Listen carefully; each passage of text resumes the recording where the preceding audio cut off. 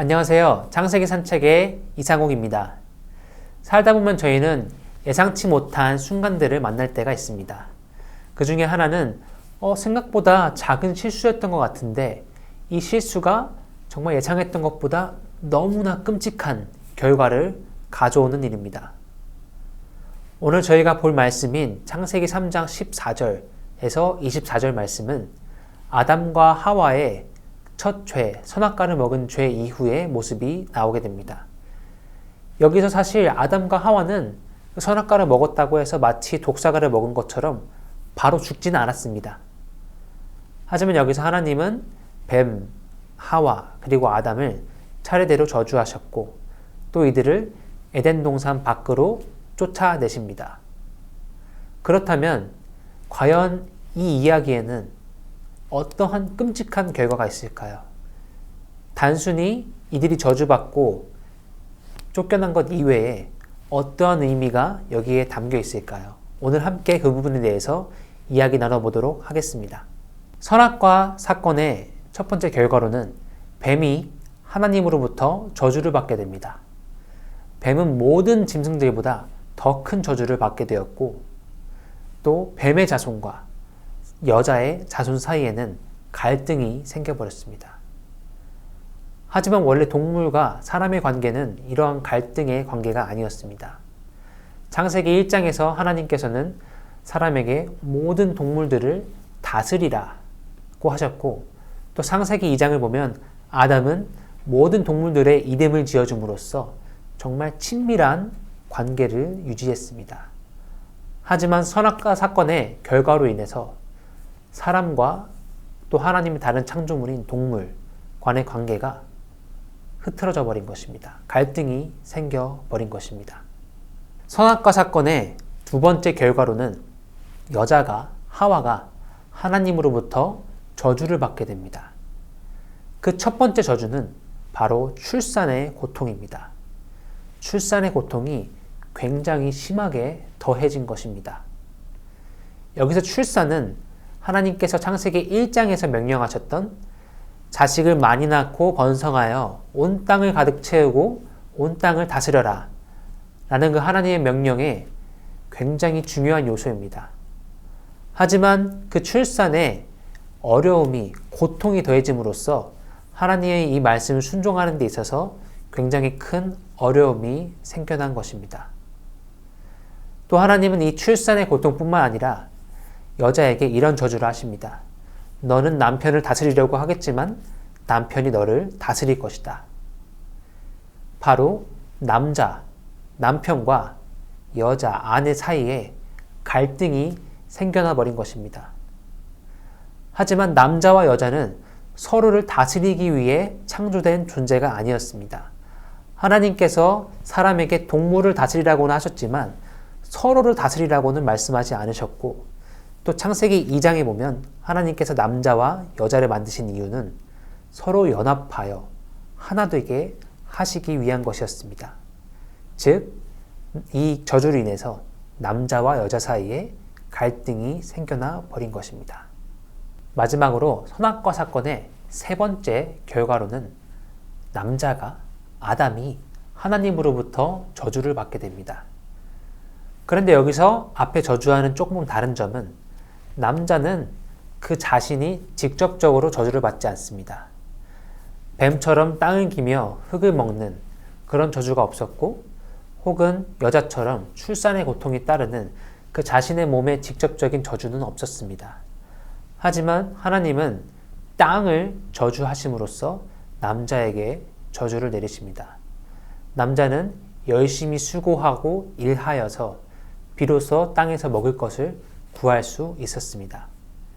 여기서 이 모습이 저주인 것은 이 남자에 대한 저주는 창세기 2장에서 나왔던 하나님의 풍성한 공급과는 굉장히 상반되는 일이기 때문입니다.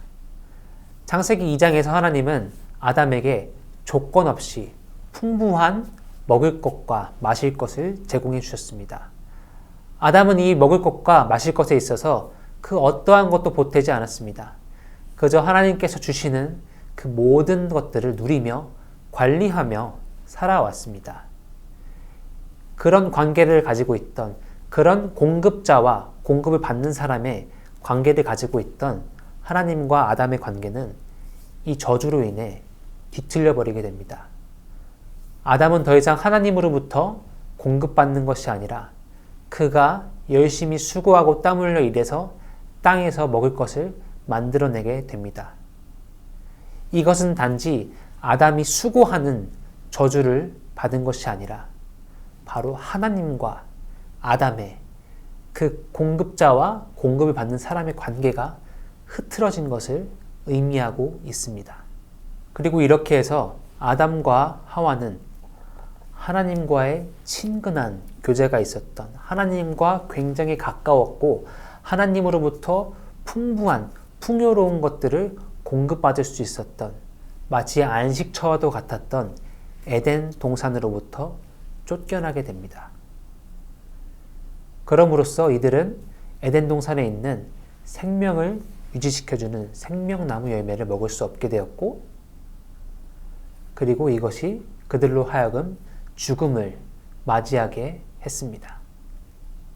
사람의 불순종, 사람의 타락은 단순히 사람의 죽음으로 모든 것이 끝난 것이 아니라 이 사람의 타락으로 하여금, 이 사람의 죄로 하여금 사람과 동물 사이의 관계가 흐트러졌고, 남자와 여자 사이의 관계가 흐트러졌고, 또 마지막으로 하나님과 사람 사이의 관계가 망가져 버린 너무나도 비극적인 사건이었습니다. 이 사건으로 인해서 가장 슬퍼하는 것은 어떻게 보면 저희 사람이 아니라 이 모든 관계를 만드시고 이 모든 관계를 창조하셨던 하나님께서 가장 슬퍼하셨던 굉장히 비극적인 사건이었을 겁니다. 하지만 여기에 저희에게 소망이 있는 것은 3장 21절에서 나왔던 것처럼 하나님께서는 가죽옷을 만들어서 사람을 입히십니다. 이것은 하나님께서 다시금 그 타락한 사람에게 공급해 주심으로써 다시금 그 관계를 회복시켜 나가는 첫 단계였습니다. 그 관계를 회복하기 위해서는 타락한 사람 저희가 죽음으로부터 다시 살아나야 합니다. 그리고 하나님께서는 예수 그리스도를, 자신의 아들을 이 땅에 보내셔서 그를 희생하심으로써 저희를 죽음에서 다시 살리신 것입니다. 그리고 이것이 바로 기독교에서 믿고 있는 복음이고, 기독교에서 믿고 있는 하나님과 사람의 관계가 회복되는 방법입니다. 즉, 기독교에서 믿고 있는 세계관은 현재 하나님과 사람의 관계는 사람의 타락과 죄로 인해서 흐트러져 있습니다. 하지만 하나님께서는 이 관계를 회복시키시기 위해서 예수 그리스도를 보내셔서 희생하심으로써 사람을 죽음으로부터 다시 살리시는 것입니다. 그로 인해서 하나님께서 첫 창조하셨던 그 아름다운 하나님과 사람의 관계로 다시 회복시키려는 것입니다. 이것이 바로 기독교에서 믿고 있는 하나님과 사람의 관계고, 이 관계는 하나님의 아들이신 예수 그리스도를 통해서 회복될 수 있는 것입니다. 오늘 창세기 산책은 여기까지입니다. 다음 시간에는 창세기 4장에 대해서 함께 나눠보도록 하겠습니다. 감사합니다.